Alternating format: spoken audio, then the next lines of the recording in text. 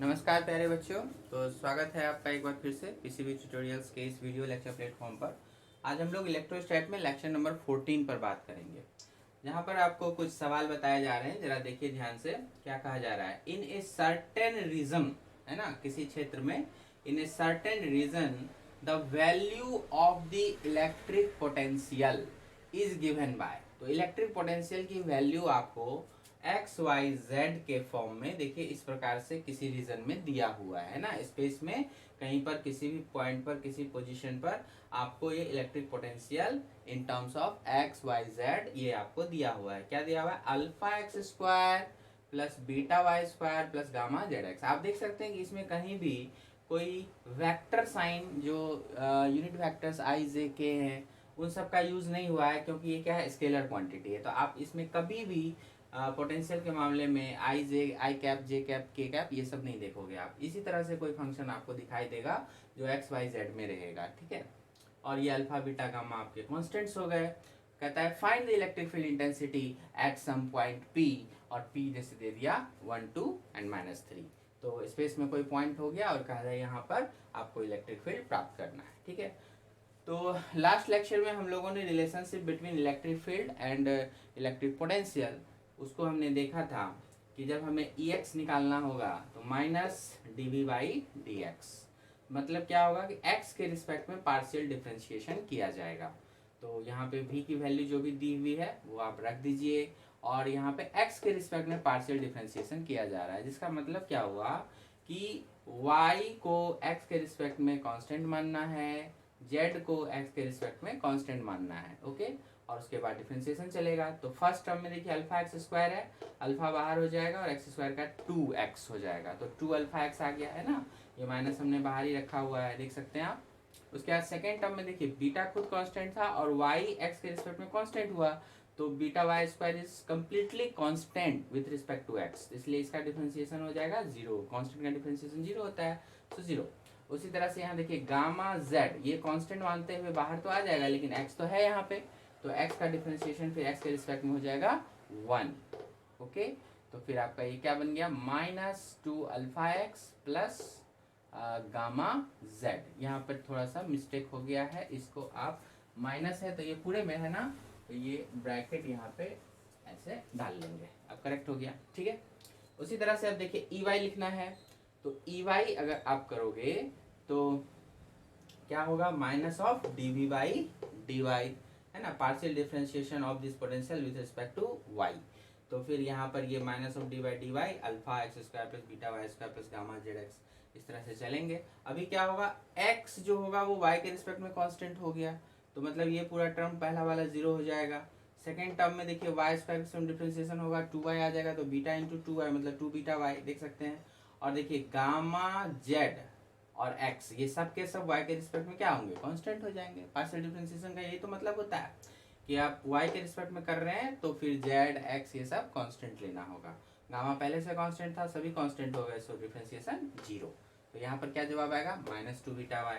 Similarly उसी तरह से इजेड लिखना है तो minus d v by d z minus d y d z कर सकते हैं। फिर उसी तरह से लिखा हमने, इस बार क्या होगा, x और y z के रिस्पेक्ट में कांस्टेंट कहे जाएंगे। तो फिर उसके हिसाब से अब आप देख लो, अल्फा एक्स स्क्वायर पूरी तरह से कांस्टेंट हो गया जेड के रिस्पेक्ट में, सो 0।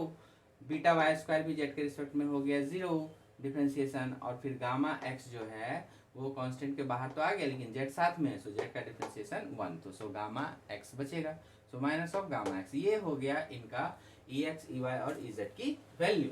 तो अब आपको कहाँ पे इलेक्ट्रिक फील्ड चाहिए था, इस पोजीशन पी पे 1 2 -3 पे। तो जब आप वहाँ पे लिखेंगे मतलब क्या हुआ कि x की वैल्यू 1 हो गई, y की वैल्यू 2 हो गई, z की वैल्यू -3 हो गई। तो यहाँ पे लिखना है, तो Ex मेरे पास क्या था, Ex था ये वाला, तो उस पर यहाँ लिख देंगे, ये ब्रैकेट के साथ था इस तरह से, -2 alpha x plus gamma Z. तो इसमें x की वैल्यू 1 पुट करेंगे, y अगर है तो 2 और z अगर है तो -3।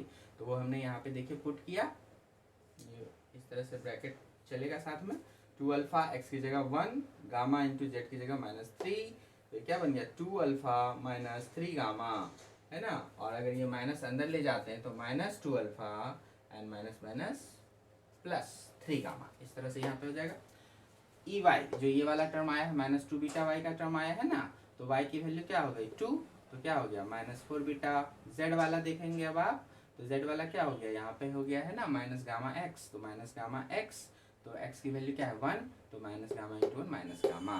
तो ओवरऑल आप इलेक्ट्रिक फील्ड एट पी आप लिख सकते हैं ये -2 alpha plus 3 gamma -2 alpha plus 3 gamma आई, -2 अल्फा प्लस 3 गामा आई। एक्स वाला ई एक्स था तो इसमें आई कैप लगा सकते हैं वेक्टर फॉर्म में, और उसी तरह से ये हो गया -4 बीटा, तो ये -4 बीटा, ये माइनस गामा के। ठीक है, अगर आप सबसे माइनस कॉमन करेंगे तो फिर यहाँ थोड़ा एडजस्ट करना पड़ेगा आपको, तो इसको ऐसे ही छोड़ दीजिए, आप इसको यहीं पर आंसर करेंगे। ये वाला -2 अल्फा प्लस 3 गामा आई कैप के साथ, -4 बीटा जे कैप के साथ, और माइनस गामा के कैप के साथ। तो यहाँ पे सब बाकी अपना ऑप्शन में रहेगा तो मैच करेंगे। सो प्रोसेस यही है कि आपको पोटेंशियल दिया हुआ था और इलेक्ट्रिक फील्ड पूछा, तो इस तरह से पार्शियल डिफरेंशिएशन आप करते जाएंगे, और फाइनली जो जिस पॉइंट पर वैल्यू निकालनी इलेक्ट्रिक फील्ड की, वो पॉइंट की वैल्यू डाल के बता देना है ना। अदरवाइज सिर्फ इलेक्ट्रिक फील्ड बोलेगा तो यही हुआ एक्स कंपोनेंट, वाई कंपोनेंट और जेड कंपोनेंट, वहीं पर आंसर हो जाता है। तो इस तरह की चीज़ें अक्सर पूछी जाती है कंपटीशंस में। बहुत सारे सवाल आपको इस तरह के कॉन्सेप्ट्स पर आएंगे कि पोटेंशियल दे देगा और फील्ड पूछेगा। तो आई होप कि आप अच्छे से समझ गए, नोट डाउन कर लेंगे, आगे बढ़ते हैं। आइए अब इस प्रॉब्लम को देखते हैं जो पिछले प्रॉब्लम का ठीक रिवर्स फॉर्म हुआ। जैसे लास्ट प्रॉब्लम में हमको पोटेंशियल देके इलेक्ट्रिक फील्ड पूछा, अब इस प्रॉब्लम में देखिए इलेक्ट्रिक फील्ड दे करके पोटेंशियल को पूछा जाएगा। ठीक है, तो ध्यान दीजिए क्वेश्चन क्या कह रहा है, the value of the electric field intensity is given by E बराबर alpha Y I cap plus alpha x J cap plus beta Z K cap, है ना। इस तरह से आपको वो दिया हुआ है, where alpha and beta are constants. Alpha beta यहाँ पे जो भी दिख रहा है हमको कॉन्स्टेंट्स आ रहे हैं। तो कहता है फिर जरा find the potential in that region, मतलब एक्स वाई जेड के फॉर्म में ही आपको इलेक्ट्रिक पोटेंशियल उस रीजन में फाइंड करना है as a function of x Y z. ठीक है, तो कैसे करेंगे, तो इसके लिए थोड़ा सा थ्योरी पहले समझ लीजिए। पिछले लेक्चर में भी थोड़ा सा डिस्कस हुआ था, लास्ट में फिर से ध्यान देंगे। देखिए हमको मालूम है ना कि जब हम इलेक्ट्रिक फील्ड लिखेंगे तो minus of d v by d r इस तरह से लिखते हैं जनरल फॉर्म में। तो डी वी क्या हो जाएगा, d v equal to e into d r, और ये माइनस साइन के साथ ऐसे लिख सकते हैं, है ना। वैसे तो जैसे कि अगर इलेक्ट्रिक फील्ड वेक्टर है और ये आपको डिस्प्लेसमेंट वेक्टर हुआ, तो दोनों के बीच में यहाँ पे डॉट प्रोडक्ट का काम होता है, तो वो ज़्यादा डिटेल में यहाँ पर जरूरत नहीं है, आप सीधे इसको इंटू मान के चलें। उसके बाद क्या करना है, दोनों साइड से इंटीग्रेशन लेकर के चलना है। दोनों साइड से इंटीग्रेशन करिएगा तो डी का आप सीधा सीधा वी लिख दीजिए, और इधर वाले का इंटीग्रेशन करके जो आना होगा सो आ जाएगा। क्योंकि ये इंडेफिनिट इंटीग्रेशन है तो लास्ट में चाहे तो एक कांस्टेंट इंटीग्रेशन के बाद जोड़ सकते हैं। ठीक है, तो अभी ई तो हमारे पास एक्स में भी होगा, वाई में भी होगा, जेड में भी होगा।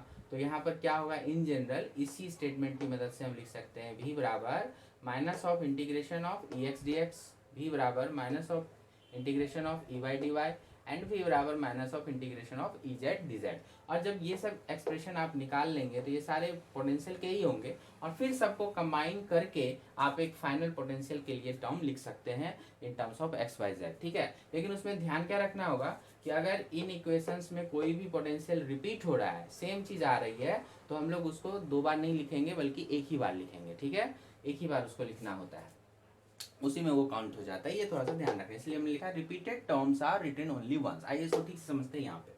जैसे कि अब आपको यहाँ पे दिया हुआ था ई बराबर alpha Y i alpha x j beta Z के, तो ये हमको गिवन हो गया, लिख दिया। तो मतलब ई एक्स क्या हो गया अल्फा वाई, ई वाई क्या हो गया अल्फा एक्स, और ई जेड क्या हो गया बीटा जेड, हो गया ना। अब इनकी मदद से यहाँ देखिए पोटेंशियल भी लिखना होगा, तो हम लिखेंगे ई एक्स डी एक्स का इंटीग्रेशन। तो ई एक्स की जगह ये हो गया अल्फा वाई, और इसका एक्स के रिस्पेक्ट में इंटीग्रेशन, और इंटीग्रेशन कर दिया और माइनस साइन के साथ। तो यहाँ देखिए अल्फा वाई, ये भी उसी तरह का चलेगा पार्शियल वाला टाइप से। Alpha constant, y is constant, बाहर आ जाएगा, डीएक्स का इंटीग्रेशन एक्स हो जाएगा, और एक इंडेफिनिट इंटीग्रेशन की वजह से C1 चलेगा। सो भी जो पहला टर्म कहता है उससे आता है v equal to minus alpha y x plus C1। उसी तरह से दूसरा टर्म v बराबर यहाँ पर ई वाई डी वाई चलेगा, है ना, ये वाला टर्म चलेगा minus of integration of E Y D y. तो यहाँ पर भी आपको ई वाई की वैल्यू क्या है अल्फा एक्स, तो अल्फा एक्स यहाँ पे रखिए, और इसका इंटीग्रेशन ऑफ डी वाई इस तरह से रखते हुए आप इसको भी सॉल्व करेंगे। अल्फा एक्स बाहर आ जाएगा और डी वाई का वाई बन जाएगा, फिर एक इंडेफिनिट इंटीग्रेशन वाला कांस्टेंट C2 यहाँ पे लगा देना है। उसी तरह से EZ DZ वाला लास्ट टर्म ये वाला, ये भी पोटेंशियल को बताएगा।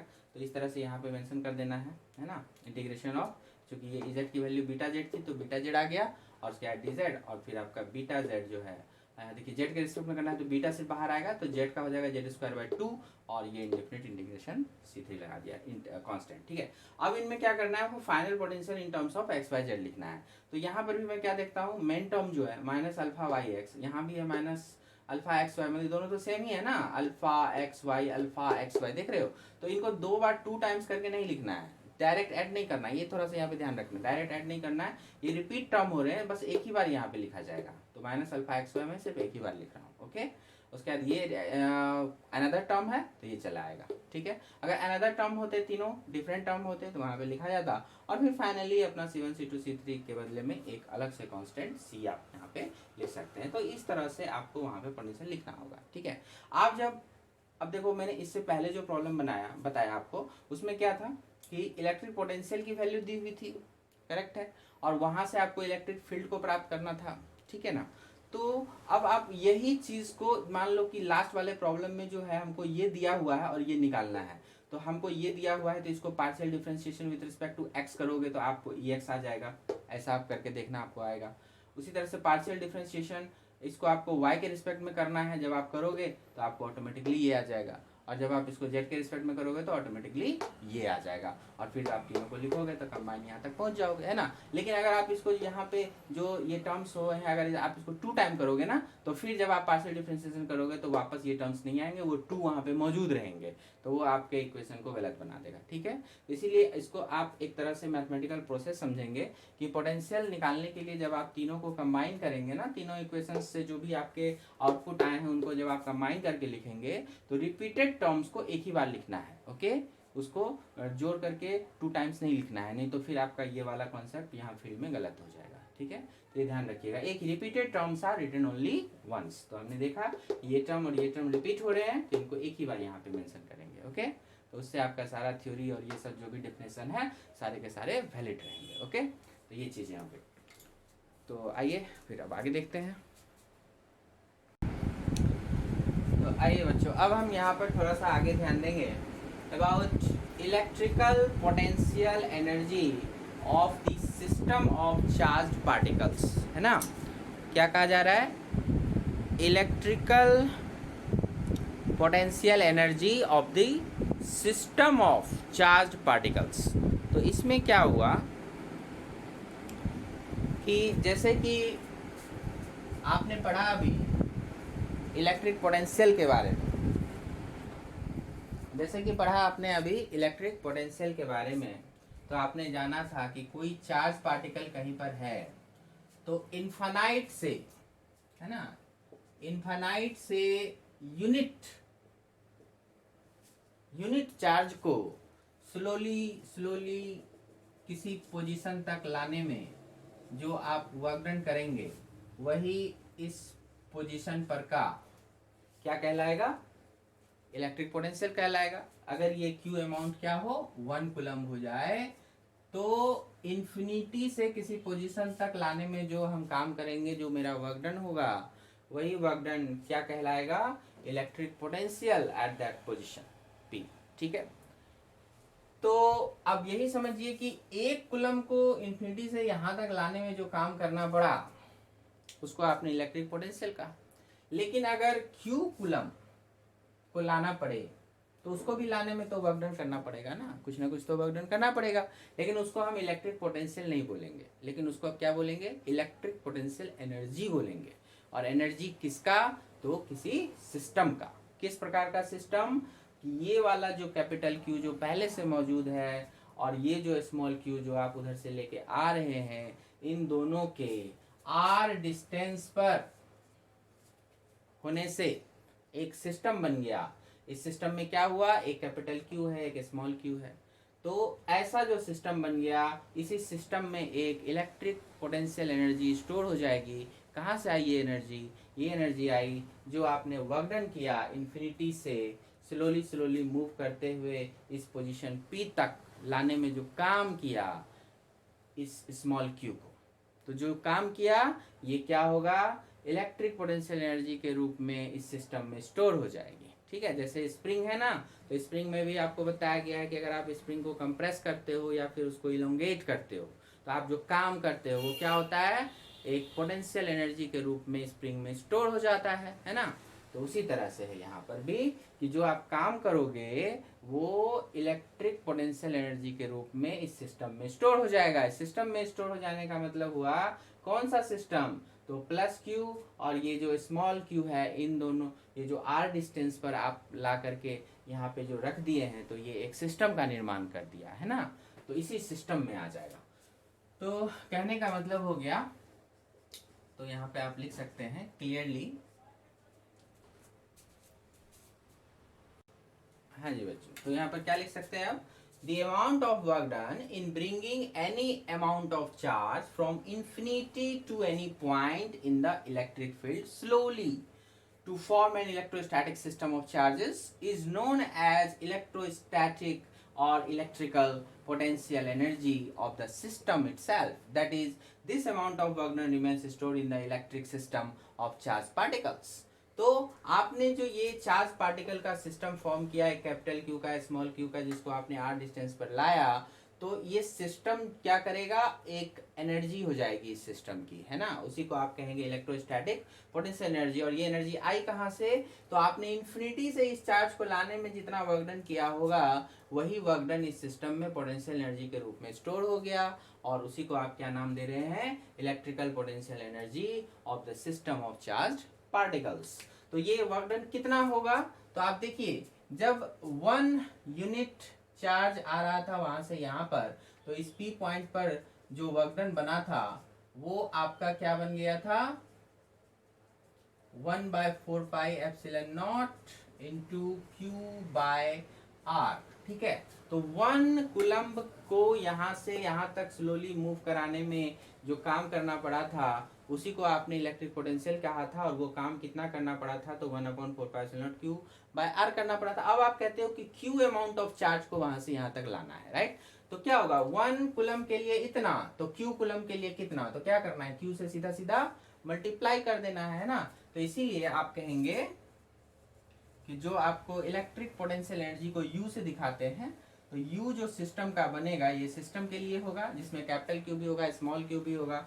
तो जो ये वर्क डन अब इस केस में आएगा, इस सिस्टम को बनाने में जो वर्क डन करना पड़ा वो कितना करना पड़ा, तो 1/4πε0 इंटू Q/R हो गया, किसके लिए, एक कुलम को वहां से यहाँ तक लाने के लिए। अब Q कुलम को लाएंगे, क्या करना है, Q से इंटू कर देना है। तो सिंपल क्या हो गया, 1/4πε0 capital Q and small q divided by R। तो electric potential energy of the system का फॉर्मूला आपका ये वाला हो गया, 1/4πε0 Q/R, है ना। तो दोनों चार्ज कितने से सेपरेटेड है, R डिस्टेंस से। अब यहाँ पे Q1 होता, यहाँ पे Q2 होता, तो हम क्या कहते हैं, 1/4πε0 Q1 Q2/R, ठीक है।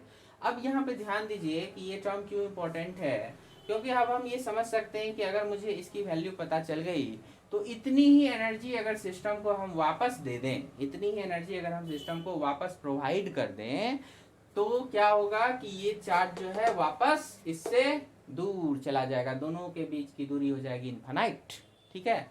क्योंकि अगर इन्फिनिटी से यहाँ तक आने में जितना वर्क डन किया गया, तो एक तरह से वो क्या होता है कि वो एनर्जी को रिलीज करता है, ठीक है। तो उस तरह से वो जो समझ सकते हैं आप, तो जितना एनर्जी रिलीज किया गया अगर वापस उसको उतनी ही एनर्जी दे दी जाए तो क्या होगा, वो वापस अपनी जगह पे पहले वाले स्टेट को गेन कर लेगा। तो ये चीज को ध्यान में रखना है कि ये जो एनर्जी आप निकाल रहे हो ना, ये सिस्टम को बनाने में इतनी एनर्जी लगी है या इतनी एनर्जी खर्च हुई है, तो अगर इतनी ही एनर्जी हम बाहर से इसको सप्लाई कर दें तो फिर क्या होगा, ये सिस्टम वापस खत्म हो जाएगा, टूट जाएगा, ठीक है। तो कभी कभी इस तरह से सवाल जवाब रहता है, तो हम लोग उस पर बात करेंगे, तो ध्यान रखिएगा। तो सिंपली रूप से याद क्या रखना है कि अगर एक चार्ज Q1 यहाँ पर है, उससे R डिस्टेंस पर Q2 यहाँ पर है, तो फिर इनके बीच का जो एक एनर्जी यहाँ पे आ जाएगी, electrostatic energy, electrostatic potential energy, उसकी वैल्यू क्या लिखनी है, तो K, वही K की जगह 1/4πε0 भी लिख सकते हैं, K इंटू Q1 Q2/R, है ना, ये चीज ध्यान में रखिएगा।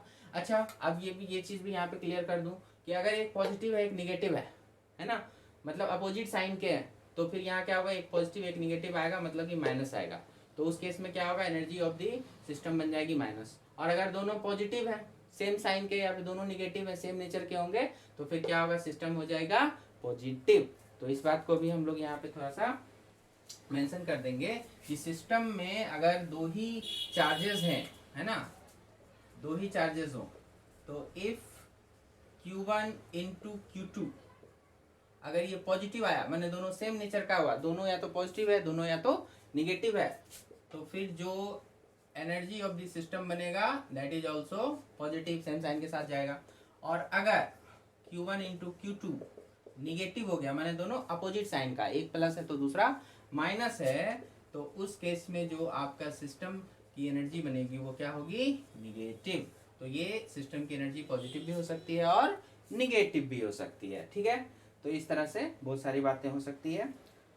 तो अब इस पर थोड़ा सा और आगे बढ़ते हैं, इस पर कैसे सवाल हो सकता है। अब जरूरी नहीं कि दो ही चार्जेस वहाँ पर सिस्टम में मौजूद हो, तो सिस्टम में तो बहुत सारे चार्जेस हो सकते हैं, 3 चार्जेस हो सकते हैं, 4 चार्जेस हो सकते हैं, बहुत सारे चार्जेस हो सकते हैं। तो उसके आधार पर क्वेश्चन किस तरह से पूछा जाता है, आइए उसको देखते हैं।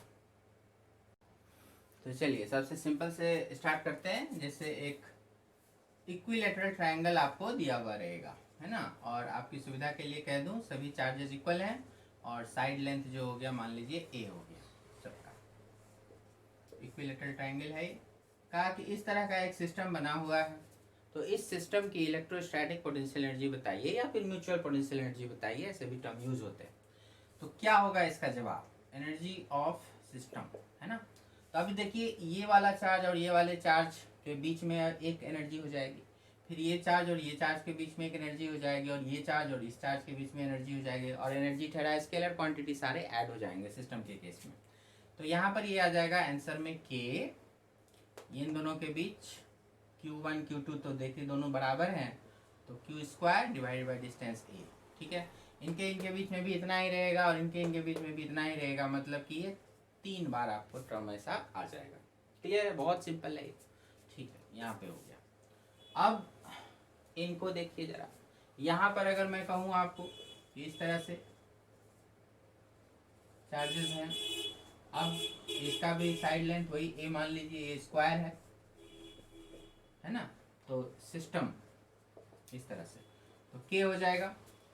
तो ये इनके बीच का, इनके बीच का, इनके बीच का, इनके बीच का, तो 4 टर्म तो आपको ऐसे हो गए, तो k into Q² by a 4 terms हो गया।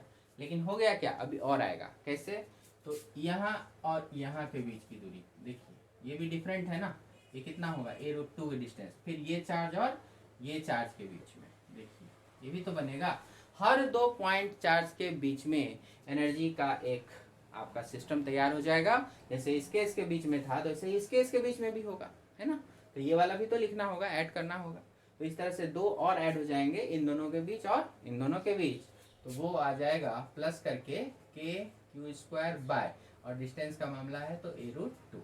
तो ये भूलना नहीं है, ठीक है, ये एक्स्ट्रा टर्म आ जाए, मतलब इसमें कुल मिला के देखा जाए तो 6 टर्म, ये 2 बार आ गए ना, एक बार इधर से और एक बार इधर से, तो 6 टर्म्स आएंगे यहाँ पे। 4 टर्म इस तरह के होंगे और 2 टर्म इस तरह के होंगे, ठीक है। यहाँ पर आपको 3 ही टर्म आएंगे और तीनों एक जैसे थे। यहाँ पे 4 टर्म एक जैसे और 2 टर्म एक जैसे। उसी तरह से सोचिए कि यहाँ पर क्या होगा, ये एक रेगुलर हेक्सागोन दिया हुआ है, रेगुलर हेक्सागोन है, Q चार्जेस इस तरह से हैं और A इसका साइड लेंथ है। तो यहाँ पर कितने टर्म्स आएंगे, तो ये सब क्या है ना कि एक बार आपको पहले ढंग से कर लेना चाहिए, क्लासरूम प्रोग्राम में अच्छे से समझ लेना चाहिए, और फिर उसके अकॉर्डिंग आपको एग्जाम देना होता है। तो यहाँ पर देखिए तो कितने तरह के आपको यहाँ पे टर्म्स मिलने वाले हैं। जैसे यहाँ पर मैं बात करूँ तो डिस्टेंस बिटवीन द चार्जेस, जैसे सिर्फ क्या मिलेगा, a मिलेगा। कहीं भी 2 चार्ज के बीच का आप डिस्टेंस देखिए a ही नजर आएगा आपको, तो a मिला कितनी बार, 3 टाइम्स। उसी तरह से यहाँ पर क्या हुआ, a मिला 4 टाइम्स, लेकिन साथ में और भी एक डिस्टेंस है, कौन, a√2, और वो कितनी बार मिला, 2 टाइम्स, तो उनके बीच का हमने लिख दिया। ऐसे ही कुछ अगर यहाँ पे खोज दीजिए तो काम आसान हो जाएगा। अब जैसे a कितनी बार मिलेगा, तो 1 2 3 4 5 6, साफ साफ दिख रहा है, 6 टाइम्स मिलेंगे, है ना। क्या और भी कुछ डिस्टेंस आएगा, तो बिल्कुल आएगा। यहाँ से जो ये डिस्टेंस है ना, तो अब ये डिस्टेंस कितना होता है, यहाँ से यहाँ तक वाला डिस्टेंस, अगर आप याद कीजिएगा तो ये होता है a√3, ठीक है। अच्छा, अगर आप भूल गए तो इसको मैं कैसे आपको याद दिला दूँ फटाफट। देखिए, जैसे कि ये होता है और यहाँ पर ये ऐसे जाता है, राइट। तो हम इसी डिस्टेंस की बात कर रहे हैं। तो ये भी a है, ये भी a है, ये 120 है, आपने वेक्टर में पढ़ा होगा। तो यहाँ पर ये 120 होता है ना। और आपका ये सब जो एंगल है ये दोनों तो बराबर ही बनेगा ना, मतलब यहाँ पर का एंगल और यहाँ पर का एंगल बराबर ही होंगे। अच्छा, कितने होंगे वो? तो 120 है और सबको मिला के 180 होना है, तो 30-30 का हो जाएगा, है कि नहीं? 30-30 का हो जाएगा, राइट। अब हमको तो चाहिए भाई ये वाला डिस्टेंस, ये डिस्टेंस कितना होगा। तो बहुत सारे तरीके हो सकते हैं इसके। जैसे आप साइन रूल लगा सकते हैं, मान लो आप इसको x है वो, तो साइन रूल लगा के देखते हैं। तो देखिए, जैसे a हो गया, बाय अपोजिट का साइन 30 है ना, equal to x by sine 120 है ना, अपोजिट का साइन रूल लगा दिया। तो x हमारा क्या बन जाएगा, साइन 120 और इंटू a/साइन 30। तो चलिए साइन 120 की वैल्यू अगर मुझे याद हो तो बताइए, अगर भूल गए तो देखिए साइन 120 क्या हो गया, साइन 90 प्लस 30 भी लिख सकते हैं। साइन 90 प्लस 30 मतलब कॉस 30, समझे। 90 होता है तो साइन कॉस में कन्वर्ट हो जाता है, बेसिक लेक्चर में बताया हुआ है, भूल गए तो देख सकते हैं। 90 होगा तो साइन कॉस में कन्वर्ट हो जाएगा, सेकेंड क्वाड्रेंट है इसलिए साइन का जो साइन आएगा वो प्लस ही रहेगा, ठीक है। तो cos 30 and cos 30 is √3/2, sine 60 के बराबर √3/2। अब आप इन वैल्यूज को यहाँ रखेंगे तो √3/2 इंटू ए, और ये साइन 30 इज हाफ, राइट है। तो ये हाफ 2 ऊपर आ जाएगा, इससे कैंसिल हो जाएगा, ये खत्म हो गया। तो क्या आ गया, a√3। तो कहने का मतलब हुआ, आप इसको डायरेक्ट याद रखिए कि रेगुलर हेक्सागोन जो होता है उसमें जो साइड्स होते हैं वो तो a के अगर हो गए तो आपके और भी जो डिस्टेंसेस आएंगे इस तरह से, ये वाले दो अल्टरनेट पॉइंट्स वाले, ये तो हो गया कंजुगेटिव लगातार वाले। तो अगर एक छोर के बात करें, यहाँ से एक छोर के ये वाला, तो उसकी वैल्यू क्या होगी, a√3। ये याद रखिएगा जगह जगह यू। तो ये a√3 कितनी बार आएंगे, जैसे ये इधर से आ गए ऐसे ही ये इधर से भी आ जाएंगे। देखिए तो ये भी बनेगा आपका a√3 का, समझे क्या, ये भी a√3 का बनेगा। ऐसे ऐसे और भी बनेंगे। तो एक छोड़ के एक, देखिए ये वाले a√3 बन गए, 3 आ गया अभी तक। उसके बाद इधर से ये वाला 4 आ गया, है ना। फिर उसके बाद ये भी बनेगा, ये 5 आ गया, और यहाँ से ये भी बनेगा 6 आ गया। कहने का मतलब ये भी कितने हो गए, 6 टाइम्स। ओके, तो 6 टाइम्स आपको a√3 वाले भी बनेंगे, माने इसके भी टर्म्स आएंगे। उसी तरह से आपके और भी टर्म्स आएंगे क्या, तो बिल्कुल यहाँ वाला और यहाँ वाला, माने एकदम अपोजिट का जो मेन डायगोनल होगा वो सारे के सारे।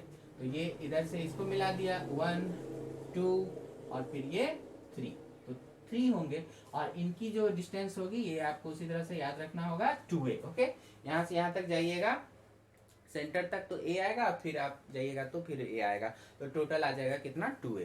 तो 2a आएंगे और ये कितनी बार, 3 टाइम्स। तो टोटल मिला के हो गया 6 6 12 12 3 12 एंड 3 15 टर्म्स आपको आएंगे, समझे ना।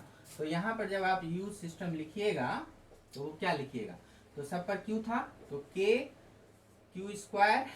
डिवाइडेड बाय आपको a था बाय a, ये कितने 6 टाइम्स, फिर plus k² divided by a√3, ये भी कितनी बार 6 टाइम्स, और फिर plus k into q² divided by 2a, और ये कितनी बार 3 टाइम्स। हो गया आंसर।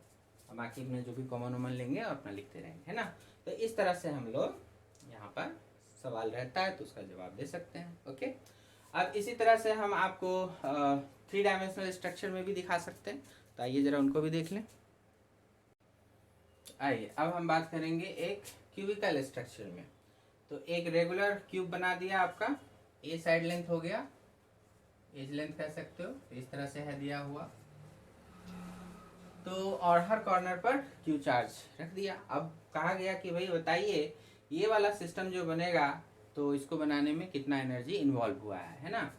तो चाहे रिलीज हुआ है या फिर बोलेगा कितना एनर्जी इसको दिया जाए जिससे ये सिस्टम के सारे चार्ज पार्टिकल एक दूसरे से इन्फिनाइट दूरी पर चले जाए। तो जवाब सेम होगा, आपको सिस्टम की टोटल एनर्जी बतानी होती है ऐसे केसेस में।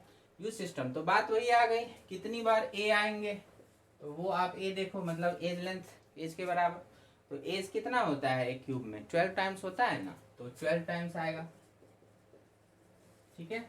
उसके बाद और क्या डिस्टेंस आएगा, तो फेस का डायगोनल आएगा। देखिए इस तरह से, ये वाली दूरी इस तरह से ऐसे ऐसे करके, इधर से एक हो गया, इधर से दो हो गया। तो कितने फेसेस होते हैं, 6 फेसेस होते हैं क्यूब में। तो 6 होते हैं और हर फेस पर 2 डायगोनल है। तो कहने का मतलब 12 यहाँ भी आएंगे और वो दूरी a√2 की होगी, ये भी 12 टाइम्स। ठीक है, a√2 की डिस्टेंस होगी और ये कितने होंगे डायगोनल, तो 12 होंगे। 6 फेसेस होंगे और हर फेस पर 2 डायगोनल होगा, राइट। सो 12। अच्छा, और फिर क्या होगा, और क्या होगा, तो मेन डायगोनल होगा इस तरह से, ऐसे अपोजिट कॉर्नर वाले मिलाएंगे। तो ऐसे कितने होंगे, है ना, ऐसे कितने होंगे, तो ऐसे 4 होंगे। तो आप इसको यहाँ से मिला सकते हैं, फिर ये वाला जो पीछे वाला है इसके साथ मिल जाएगा, है ना, 2 इधर से और फिर उसी तरह से 2 इधर से, ये वाला इसके साथ और ये वाला इसके साथ मिल जाएगा। तो उस तरह से आ सकता है। आप किसी रूम में अगर बैठे हुए हैं तो उस रूम का साइज अगर ऑलमोस्ट क्यूबिकल है तो आप वहाँ से भी देख सकते हैं मेन डायगोनल। एक इधर के कॉर्नर से इधर आके मिल गया और फिर उधर का नीचे से इधर का ऊपर हो गया। 2 इस तरफ से ले लेना है और 2 इस तरफ से ले लेना है, इधर के कॉर्नर से ऊपर चले जाना है और फिर उधर नीचे से इधर ऊपर आ जाना है। तो ये 4 मेन डायगोनल आपको मिलते हैं और उनकी दूरी होती है कितनी, a√3 की। ये तो सिंपल है, क्यूब में जो मेन डायगोनल की लेंथ है वो a√3 होती है। तो a√3 के डिस्टेंस के हिसाब से 4 टाइम्स। क्लियर है क्या, इस तरह की बात करना चाहती है, राइट। तो आपका ये देखिए, अब इसमें एनर्जी कैसे करना है। तो 12 टाइम्स हो जाएगा k²/a। अब हो गया फिर 12 टाइम्स हो जाएगा k²/a√2 और फिर 4 टाइम्स हो जाएगा k²/a√3। हो गया आंसर, सिंपल था। तो ऐसे करके लिखने के लिए आपको स्टेटमेंट्स आ जाएंगे। तो इसी तरह से आपका क्यूब की जगह क्यूबॉइड भी हो सकता है और आपको इस तरह से बहुत सारे सवाल। तो ये बहुत ही सिंपल बेसिक वाला टाइप है। अब अगर मैं इसी में कह देता आपको कि एक सेंटर पर भी एक हमने मान लीजिए चार्ज बिठा रखा है, सेंटर पर भी हमने चार्ज कैपिटल क्यू कर दिया, नया सवाल हो गया। तो सेंटर पर अगर मैंने यहाँ पर अगर एक और क्यूब बिठा रखा है तो अब सिस्टम की एनर्जी क्या बनेगी, तो क्या बनेगी, ये अगर नहीं था तो पहले से इतना तो था ही, तो उसका तो इतना रहेगा ही। अब आपने सेंटर पे डाल दिया तो कुछ और नए टर्म्स निकल के आएंगे। तो सेंटर वाले का डिस्टेंस सभी चार्जेस से, कितने चार्जेस हैं, 8 कॉर्नर है तो 8 चार्जेस हो गए। इसका मतलब अब आपका जो एक्स्ट्रा अगर आपने सेंटर पे डाला है तो आपको ये दूरी, दूरी कितनी होगी, डायगोनल का आधा दूरी होगा, a√3/2 का दूरी होगा और वो सभी से बराबर दूरी पर रहेंगे। और ये 8 है तो 8 बार, तो 8 टाइम्स। तो ये जो 8 टाइम्स वाला होगा ना वो ऐड हो जाएगा, मतलब 8 टाइम्स k²/a√3/2। तो वो 2 आप चाहें तो बाद में अपना ऊपर करके 16 अपना कर सकते हैं इस तरह से। तो ये वाले टर्म तो कंप्लीट हो जाएगा। अगर एक सेंट्रल चार्ज की भी बात करोगे आप तो फिर ये वाला वहाँ पे ऐड हो जाएगा। तो इस तरह से बहुत सारे क्वेश्चंस आपको दिखाई देंगे, तो आप बना सकते हैं। तो चलिए इस वीडियो लेक्चर में इतना ही, आगे आने वाले वीडियो लेक्चर में और भी बातें होंगी। तो तब तक के लिए यहाँ तक कंप्लीट कीजिए। Thank you very much.